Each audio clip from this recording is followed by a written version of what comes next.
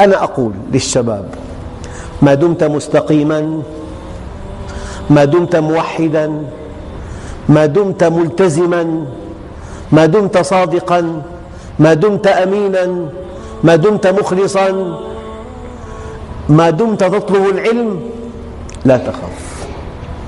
مهما ساءت الأخبار، ومهما قيل المستقبل مظلم لا مشرق، ومهما قيل هناك مؤامرة على المسلمين على مستوى الأرض، كلام بكلام، والله غالب على أمره ولكن أكثر الناس لا يعلمون.